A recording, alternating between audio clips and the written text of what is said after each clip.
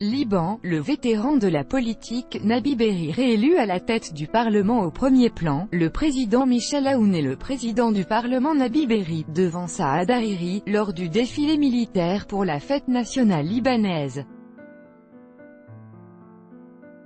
Anwar Amro, AFP. Le président du Parlement libanais Nabi Berri, un allié du mouvement chiite Hezbollah, a été réélu pour un 6e mandat par les députés de la nouvelle Assemblée.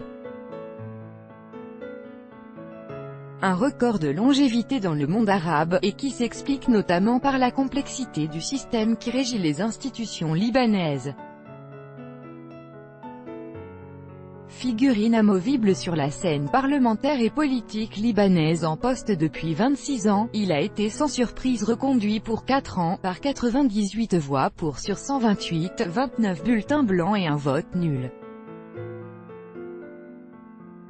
Le mouvement Amal, qu'il dirige depuis 1980, forme avec son allié le Hezbollah un tandem chiite ayant raflé, lors des élections législatives du 6 mai, 26 des 27 sièges dévolus à cette communauté au sein de l'Assemblée, qui compte 128 élus. Le Parlement a également élu son vice-président, Eli Ferzli, député grec orthodoxe de 68 ans connu pour sa proximité avec Damas et le Hezbollah. Démocratie consociative. Le Liban est régi par un système complexe de partage des pouvoirs entre les différentes communautés religieuses.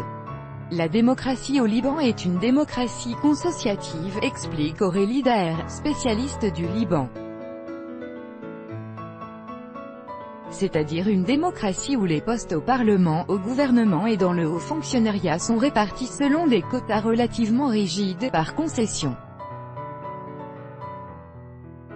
On a un Parlement par exemple de 128 sièges, il y en a 64 pour les chrétiens, 64 pour les musulmans, quelle que soit la composition de la population. Dans le système libanais, le Premier ministre est nécessairement sunnite, le chef du Parlement est nécessairement chiite et le président.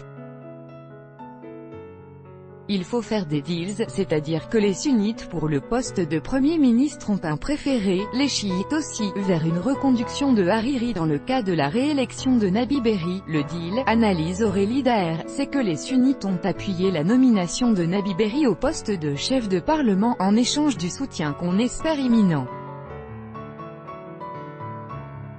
Dans les prochains jours, de la formation de Nabi Berri et des chiites en général à la nomination de M. Hariri au poste de Premier ministre, car si le chef de l'Assemblée et le président de la République sont élus par les députés, la désignation du Premier ministre, elle, a lieu à l'issue de consultations parlementaires obligatoires menées par le chef de l'État.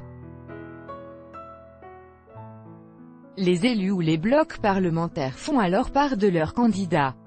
Et le président se doit ensuite de nommer la personne choisie par la majorité parlementaire.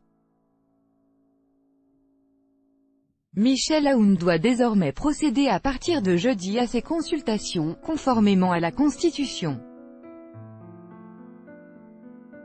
Le Premier ministre sortant, Saad Hariri, devrait en principe être reconduit à son poste.